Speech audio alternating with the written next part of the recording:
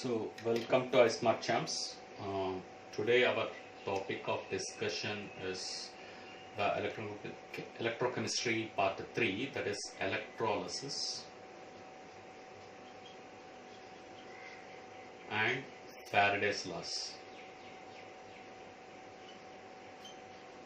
So, before discussing the third part, I would like to discuss a little bit about logarithms, because logarithms is the part of electrochemistry where you have Nernst equation to use, and for the use of Nernst equation, depending upon the request from some students, I want to do this a little bit about 5-10 minutes initially to how to use logarithms and related stuff. So I'll give only formulas, and later I will discuss extensively on logarithms.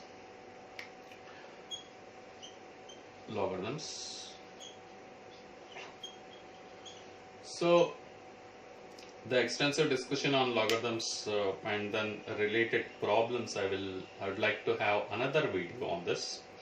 So as a part of electrochemistry, I would like to first give the basic idea of logarithms so that you can go ahead and for solving the problem. So this is just based on the request from some students. I want to give this.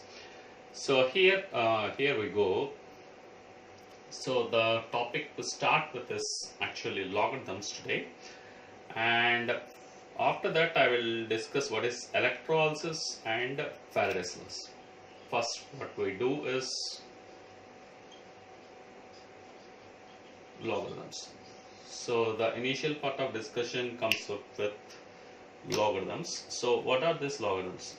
Actually, it was the mathematician Napier who gave this idea about the logarithms. Actually, he was having some students who were struggling to do a hard calculations in mathematics, such as some big numbers like 3752. I'm just giving an example. 3752 divided by 2467, something like this, and you got to express this in decimal expansion, and something like this, big products, like a product of this 3478 whole divided by 2435, something like this. I'm just giving some random numbers. So something like this, some numbers they have come across, and then they had to give the answers for that. So while how to solve this, they were actually struggling, and Napier was the one who found out this logarithms, and then he gave the tools of logarithms, the tools and tables of logarithms he has developed and given to his students in order to give the calculations. So the students were happy, and then and later it has come up with in a very much big way, and the applications of logarithms just went tremendous. So that was the initial introduction about logarithms, and these logarithms they have tremendous applications in science. And one of the applications what we exactly have seen is in your lower classes you would have seen the application of logarithms, that is pH. pH is the negative logarithm of H+N concentration, that is like this you can write, and these logarithms are the base 10, and these are called common logarithms. And there are two types of logarithms actually. The logarithms are like to the base e. E is a rational number which has nearly the value 2.718. That's nearly the value of e. So this is with the base e. If the logarithms are expressed with the base e, they are called natural logarithms, and with the base 10 they are called common logarithms. So this is how we have some classification about logarithms. So and of course we have the Nernst equation where you have the nest equation, which will tell us the connection, and there are many other things like you have where else the application of logarithms, and then that's the configurational entropy. There is something configuration entropy. So negative of r, where r is the gas constant, and given by negative of r sigma xi ln xi. This is the applications of this is the another place we see the logarithms, and the connection between thermodynamics and spectroscopy. Thermodynamics and spectroscopy.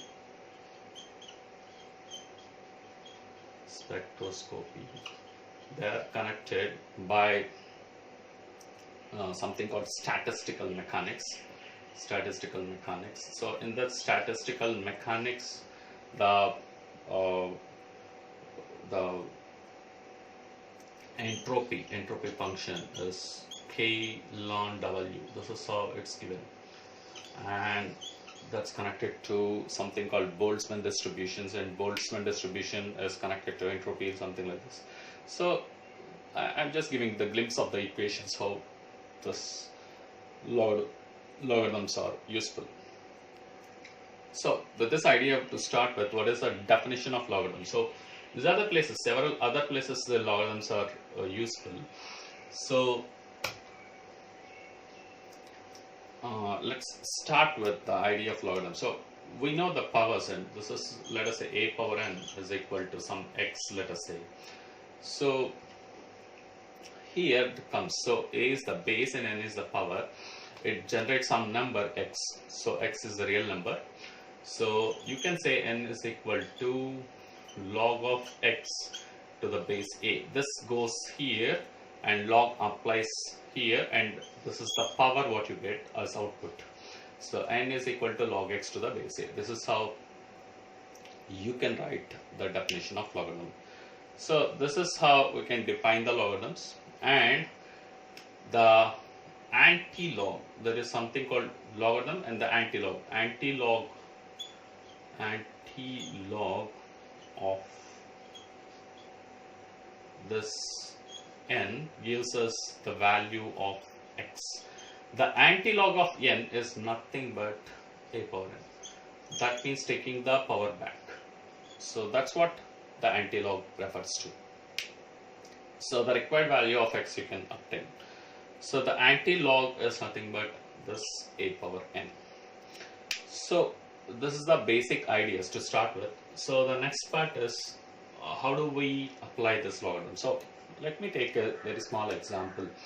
So we have is equal to E naught minus RT by NF ln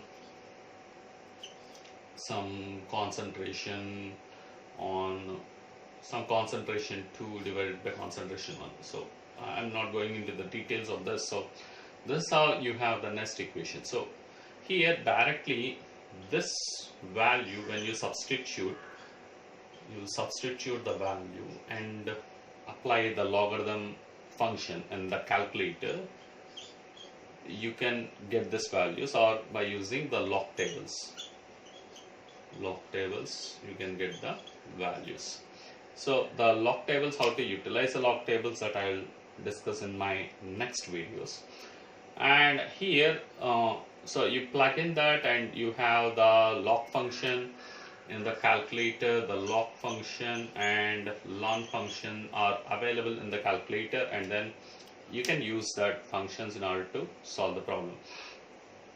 And some of the rules of logarithms which are useful while solving the problems are like this. So we use the logarithms to the base 10 here, log 10 to the base x plus log y to the log x to the base 10 and log y to the base 10, and these two bases are same, then you can write log x y to the base 10. This is what we have. And we have the other one is that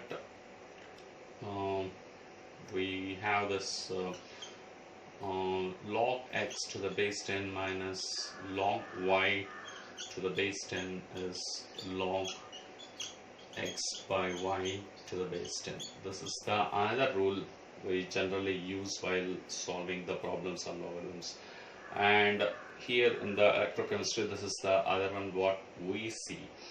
And we have one conversion, ln x to be converted to the base 10. Ln x refers to logarithm to the base e. This is logarithm to the base e. So here to convert, what we have is we can write log x to the base 10 divided by log e to the base 10. This is how we have a conversion factor. So this is the other rule what we have to learn. Now another rule on logarithms which says that 1 by log x to the base y is equal to log y to the base x.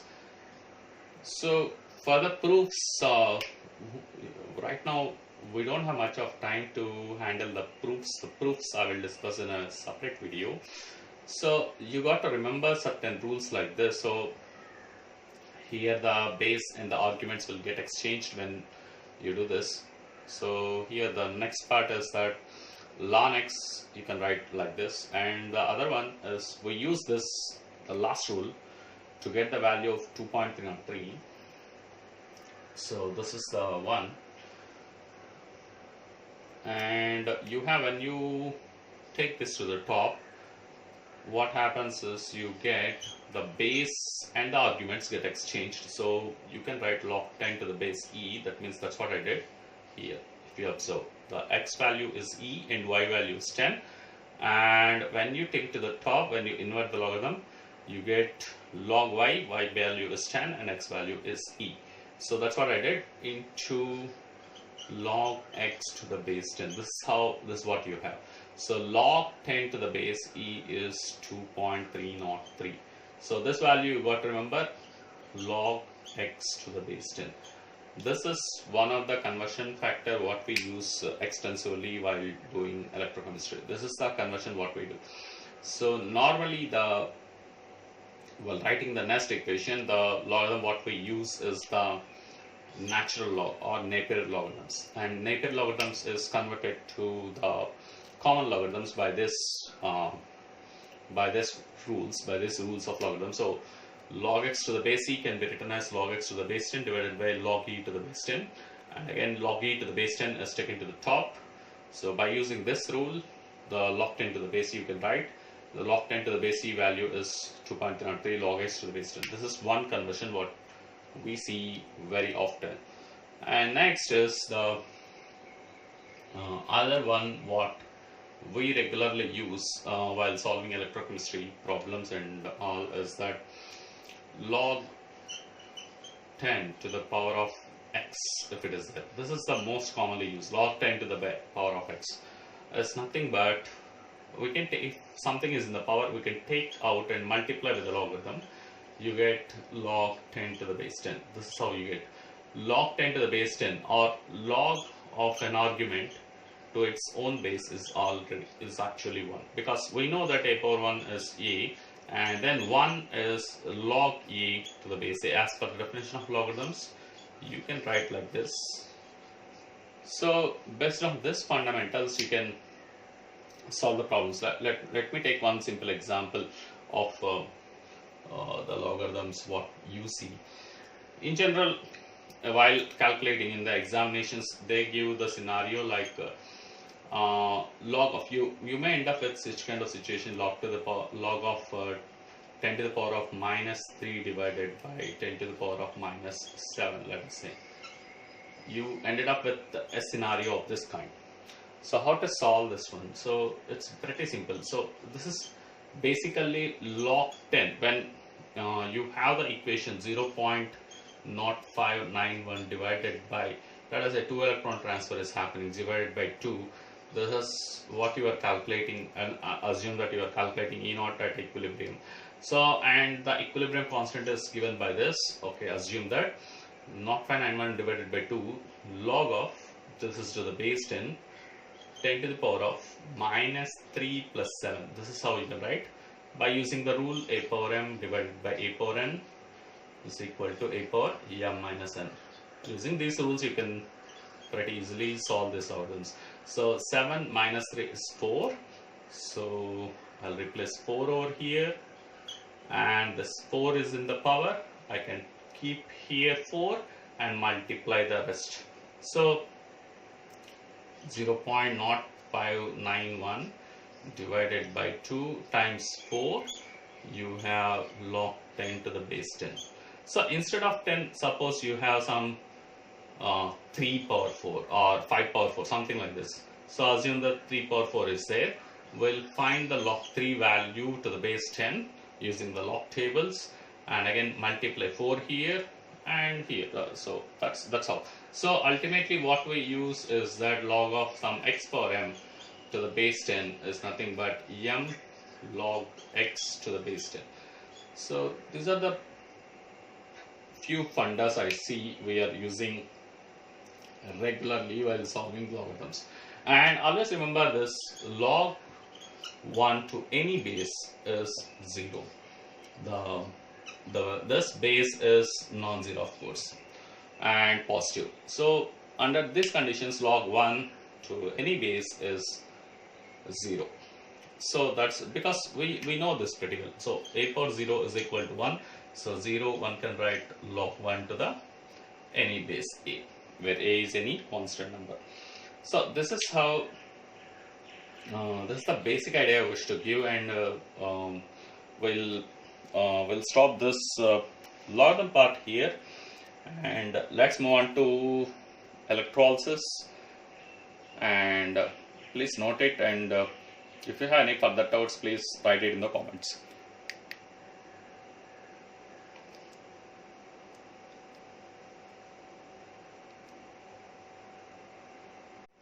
So let's see the starting part of the electrolysis, the Faraday's laws. The starting part is what are electrolytic cells. Electrolytic cells are those actually that are used to decompose the electrolyte by applying potential difference between the two electrodes. So here also we have the two electrodes, which is anode as well as cathode. Anode is the positive electrode, and that's the positive plate, and the cathode is the negative one, and what we have is the negative plate. And always, as I told earlier, always it is the anode is the place where the oxidation takes place, and the cathode is the place where reduction takes place. And what are electrolytic cells actually? This is the starting point of the electrolysis. Electrolytic cells are the vessels where we do the electrolysis. And what is this electrolysis? We pass the current, and we see the changes to happen by the passage of the current. So here we see normally this is done for the process like non-spontaneous processes which cannot occur, and the process where the Gibbs energy of the reactions are positive. So in that case, when we pass the current will help us to carry out these non-spontaneous processes. So let's see what it is. So the cell which converts electrical energy to chemical energy, actually what we did up to now is the chemical energy to electrical energy transformation, and now it's the electrical energy to chemical energy transformation. This is what we do. This we are doing, I would say that we are doing it very regularly. That's actually daily we charge our cell phones. That's what we are doing here.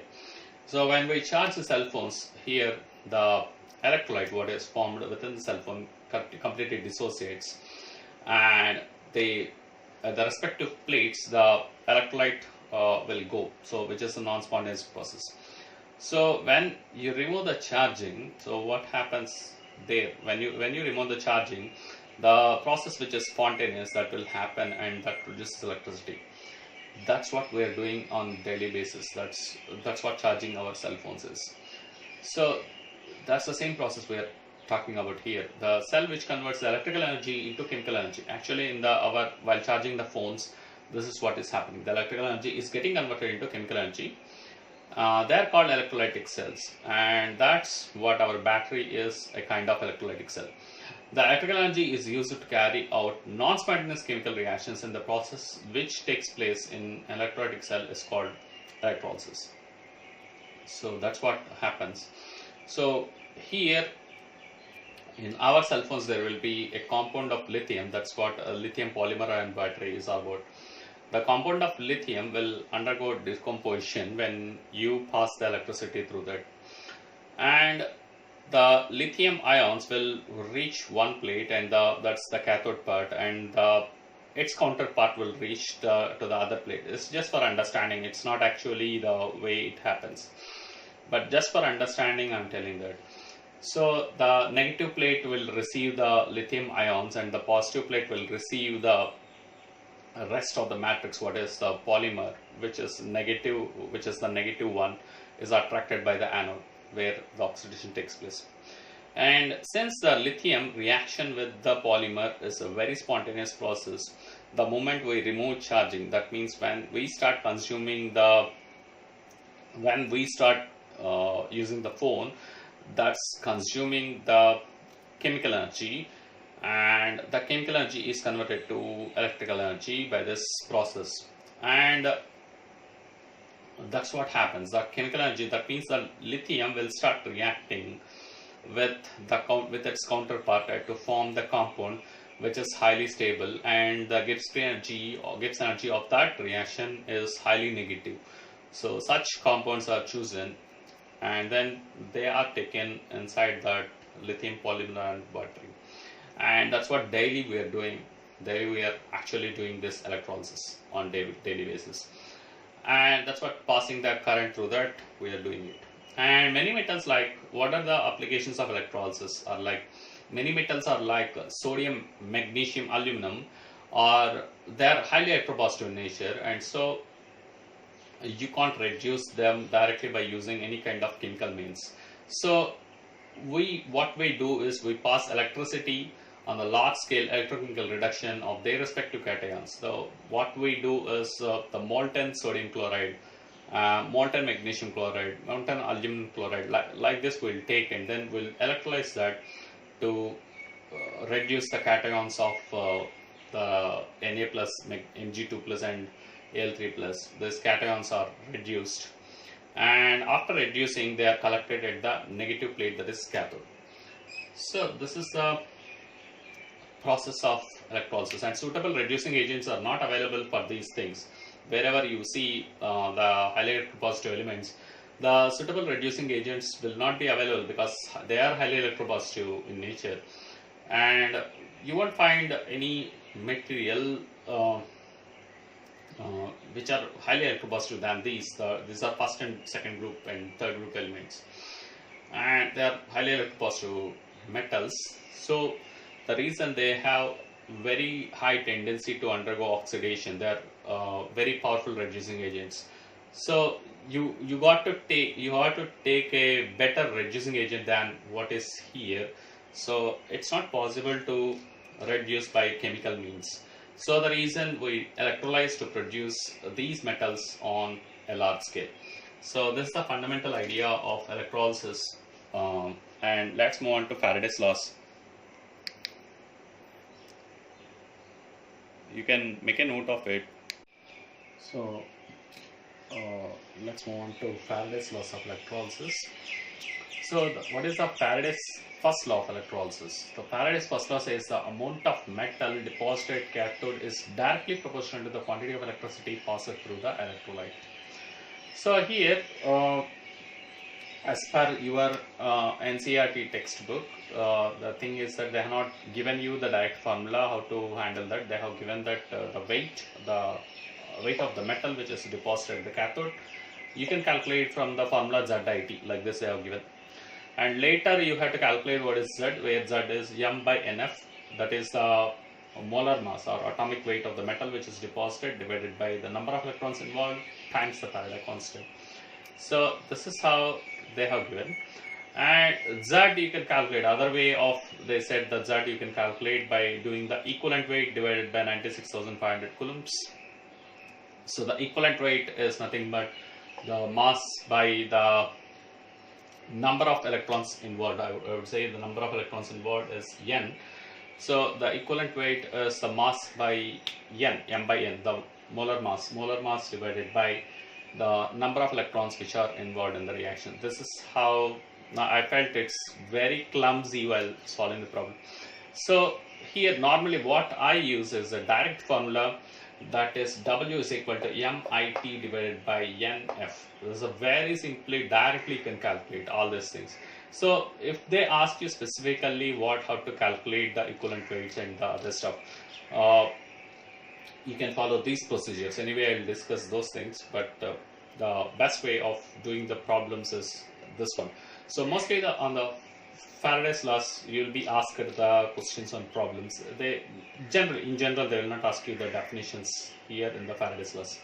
So once again, I'll tell you the amount of metal deposited at the cathode is directly proportional to the quantity of electricity passed through the electrolyte. So this is how one can remember the Faraday's law of electrolysis.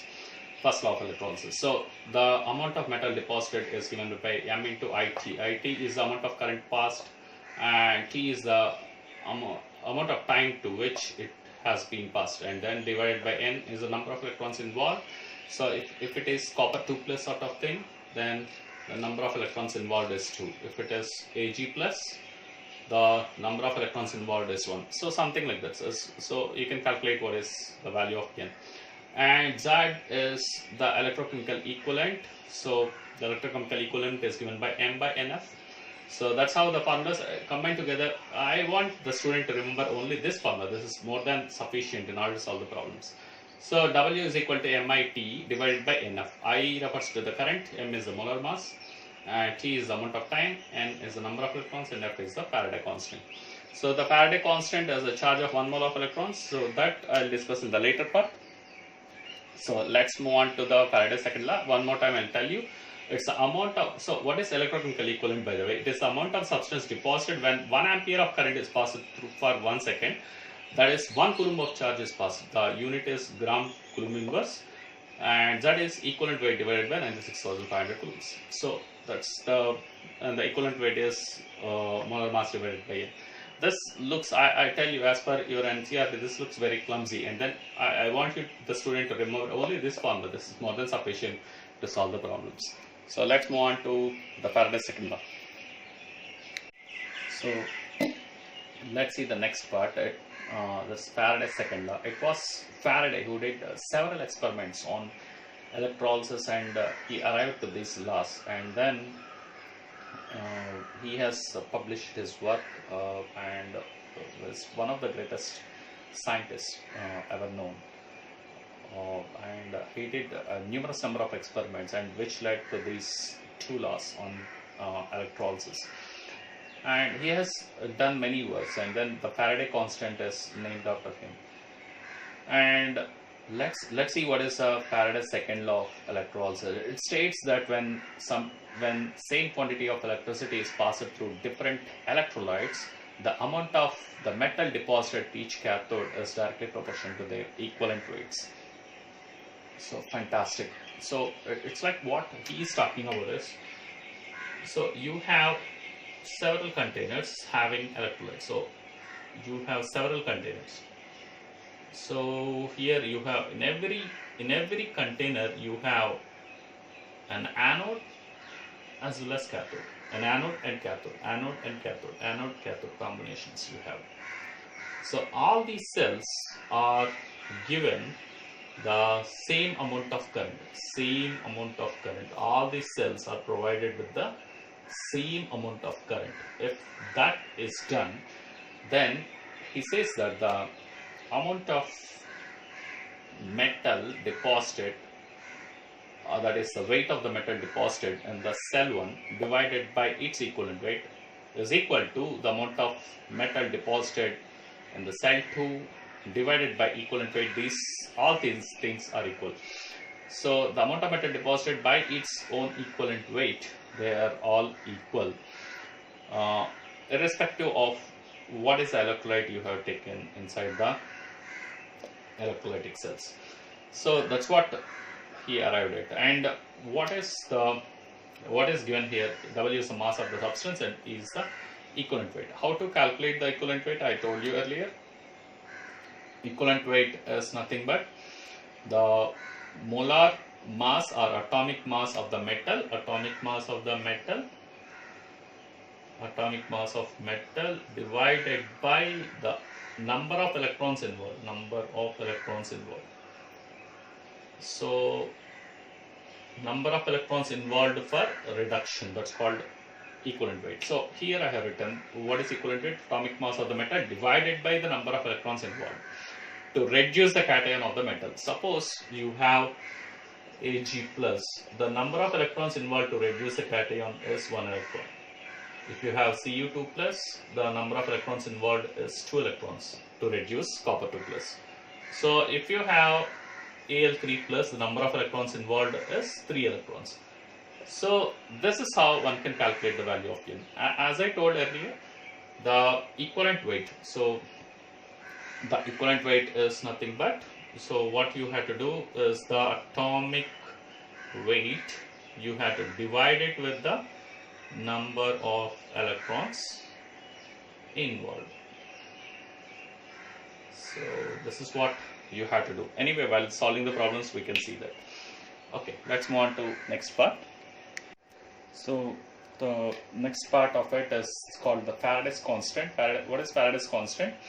It is a charge of 1 mole of electrons. That's how you can remember, and it's denoted by F or 1 Faraday. You can write 1 Faraday is nothing but the Avogadro number times the charge of the electrons. That is, Avogadro number gives the 1 mole of electrons. 1 mole of electrons is nothing but the Avogadro number of electrons, and so times the charge of the electron. So Avogadro number is having the units of mole inverse. Please know that it's having the units of mole inverse. That's the Avogadro constant, I should say. The Avogadro constant, that's mole of per mole of electrons. So it's 1 mole of electrons. So the 1 mole of electrons refers to 6.02 into 10 power 23 electrons. So it's the Avogadro constant is per mole. So per mole, 1 mole of the 1 mole of a substance contains this many number of species. That's what. So per mole will come into the picture. So here, so 6.02 in 10 power 23 into 1.602. That is the charge of the electron, and this is the Avogadro constant. So when you multiply these two, you get this number 96,487 Coulomb mole inverse. The mole inverse is coming from the Avogadro constant, and which can be approximated to 96,500 Coulomb mole inverse. And this is the, so from this we can understand this is the quantity of electricity. This quantity of electricity is called Faraday constant. So this one, this 96,487, or in general we represent, we'll take this value as 96,500 for the practical applications and do the calculations. And combining the Faraday's laws, you can get Z is equal to E by F. So that is the equivalent weight divided by F, or the amount of substance divided by the charge Q. So that's how, when you combine these two, you get this equation: W is equal to EQ by F, or Q is equal to IT. You can substitute that, EIT by F, and W is equal to MIT by NF. So where E is equal to M by N. So this is what I told, W is equal to MIT by NF. This is the equation you can remember in order to solve the problems. So I will solve 1 or 2 problems right now, and then that will be the end of the lecture. So let's move on. Please note it up to here. So let's solve a problem on Faraday's laws. So what's the question here is: an aqueous solution of copper sulfate was electrolyzed by using platinum electrodes using current of 0.1287 amps for 50 minutes. Atomic mass of copper is 63.5 gram mole inverse. And what they are asking is write the cathodic reaction and they calculate the electric charge passed during the electrolysis and the mass of the copper deposited at cathode. So here the scenario is that we are using platinum electrodes, means they are inert electrodes. So this you keep in mind for solving the question of, it's a theory based question. The next question will be, so that keep it in your mind. So the platinum electrodes, they are inert electrodes, that you have to keep it in mind.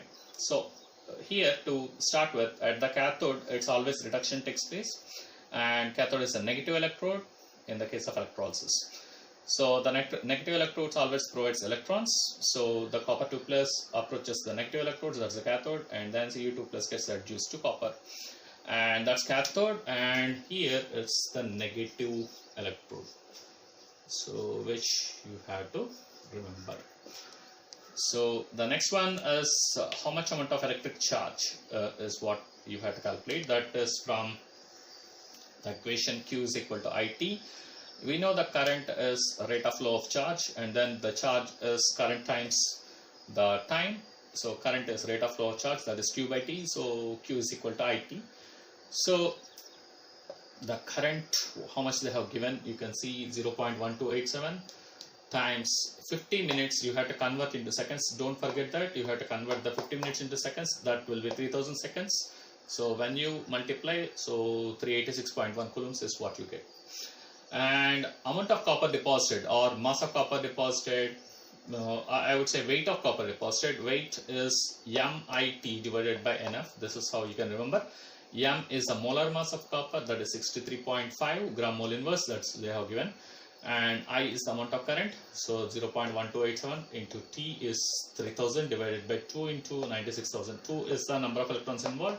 From here you can read out N value is 2 and F is 96,500. So when you calculate 0.127 grams. And that's the answer. And let's move on to another question. So let's move on to another question. This is not very much important. So it's the points which you have to know. What are inert electrodes? What are inert electrodes? This point I want you to remember. The inert electrodes are the electrodes which do not take part in the chemical reaction during electrolysis. This is the point I want you to remember. And another point is that the products of electrolysis will vary depending upon the electrodes which are used. If they are inert electrodes, the products are different. And I'll tell you if they are something like the same electrodes as that of the metal ion which is present in the solution, the products will be different. So how it is, that I'll discuss in the next part. The products of electrolysis also depend upon the electrode potentials of the oxidizing and reducing species. These are the 2 points I want you to remember. I'll repeat once again. What are inert electrodes? Inert electrodes are the electrodes which do not take part in the chemical reactions during electrolysis. The products of electrolysis will vary depending upon the electrodes used. The products of electrolysis also depend upon the electrode potentials of the oxidizing and reducing species. So, and let's move on to one example where I'll show you how the inert electrodes and the electrode as that of the metal ion which is present in the solution will affect the products. So now this topic is about the variation of the electrodes. Electrolysis of copper sulfide using platinum electrode. So that is the case of inert electrodes. What happens? The copper sulfide, we know in aqueous solutions it will dissociate as Ca2 plus ions and 2Cl minus ions. Of course, Cl minus ions, they are in aqueous solution. And now at anode, it's a chlorine which undergoes oxidation. Always the anode, its oxidation happens, but during electrolysis what you have to remember is that it's a positive electrode and it will take away the electrons. So hence the oxidation happens. So the 2Cl minus 2 electrons are grabbed and then the Cl2 gas is formed and it evolves over there. And at cathode, what happens is Cu2 plus ions will pick up electrons, and that's a negative electrode in the case of electrolysis. So Cu2 plus will pick up 2 electrons, negative electrode, and it will donate the electrons, and so reduction takes place at the cathode and the copper gets deposited over here. So anyway, for the note, I'll tell you this is oxidation, this is the reduction part. So this is the one, this is how you can remember. And now this is what happens. Exactly whatever is the electrolyte taken, that is the electrolyte is copper chloride, which is taken, that is being electrolyzed in the case of inert electrodes. So the next case is the electrolysis of CuCl2 using copper electrode. What happens in the case of copper electrode? So normally you may be wondering why I have to use copper electrode. So the thing is that this process utilized for the electrode refining.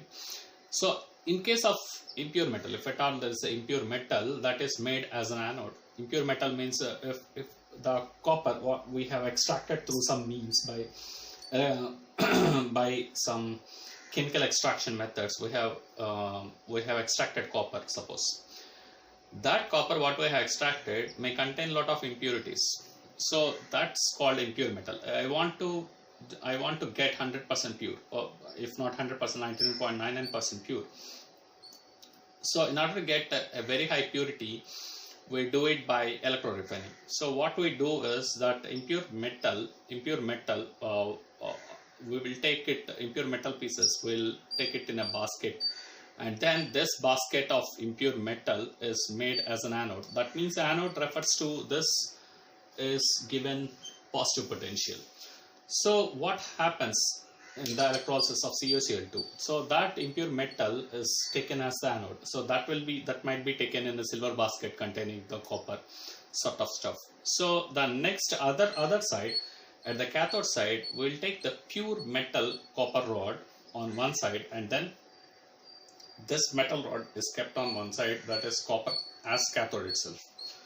And here what happens is, at anode, while doing the electrolysis, the electrode itself, please understand, the electrode itself starts dissolving inside the solution, which means that from the impure metal, leaving all the impurities, the copper which is present inside the impure metal pieces, I told, no, from the pieces, this copper metal starts dissolving inside a solution as Cu2 plus aqueous and 2 electrons, leaving the impurities behind in the basket. That's what happens.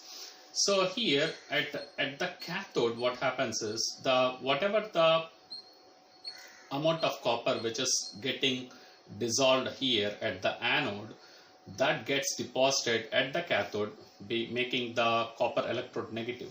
So I'll try to explain you in a picture what exactly is happening, so that you will understand this very easily.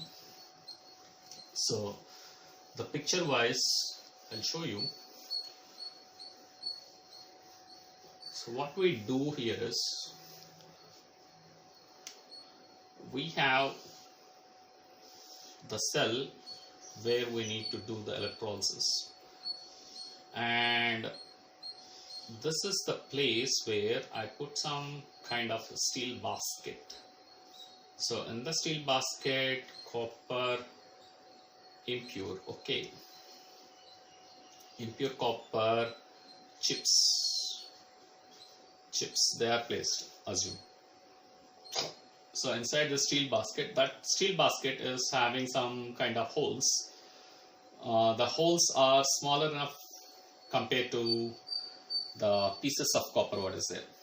So what the other electrode is pure copper electrode.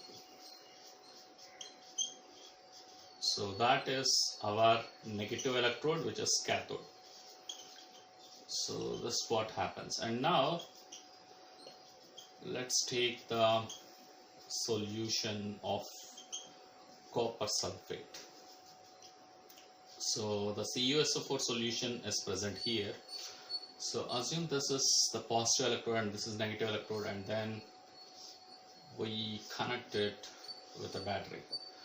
So this is how the setup will be. And then what happens, you see, the impure metal here, this is steel basket is inert, so that will not dissolve. It's the copper chips, and the solid copper start dissolving inside the solution, Cu2 plus 2 electrons, of course. So whatever this is deposited inside, so from the copper chips, and that is whatever is dissolved, this is the dissolution from anode.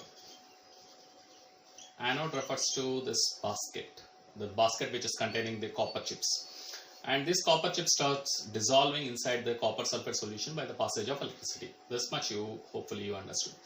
And now this copper 2 plus is transported from this side to this side when you apply the negative potential here. So here, when you apply the negative potential, the copper gets deposited on this like a thick layer, layers by layers it will start depositing here. And whatever the layers I get here, that's high pure copper. high pure copper, which leaves the impurities behind in this basket. So that's how you can do electrorefining of the metals. So that's the basic idea I would like to give. So let's and I would like to say, this is the positive and this is negative for the batteries. Hopefully you know this convention, and that's the let me tell you one more example and then we'll close the video.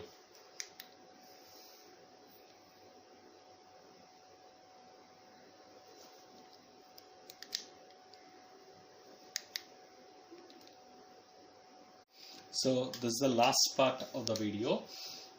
If we electrolyze AgNO3 using platinum electrodes, what happens? AgNO3 dissociates as Ag plus aqueous and NO3 minus aqueous. And at cathode, what happens is Ag plus aqueous that get deposited as Ag with the supply of electrons from the cathode. I said cathode is negative electrode here. And at anode, it's not NO3 which is involved, which you have to remember in the case of AgNO3. NO3 minus is not involved here. It's the water which gets oxidized. So water is oxidized at anode, and that H2O that will decompose to oxygen as well as 4H plus and 4 electrons, and this H plus will take up this NO3 minus. So this is the idea what you have to remember in the case of AgNO3 electrolysis using inert electrodes like platinum.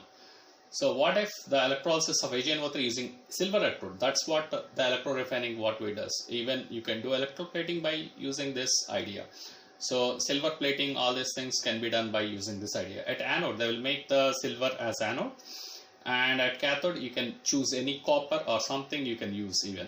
So what happens here is at anode the silver starts dissolving, silver electrode itself starts dissolving to silver plus and electron. And at cathode, whatever is dissolved inside the solution, that gets deposited at the cathode. So that's the ideas. These are the equations what you have.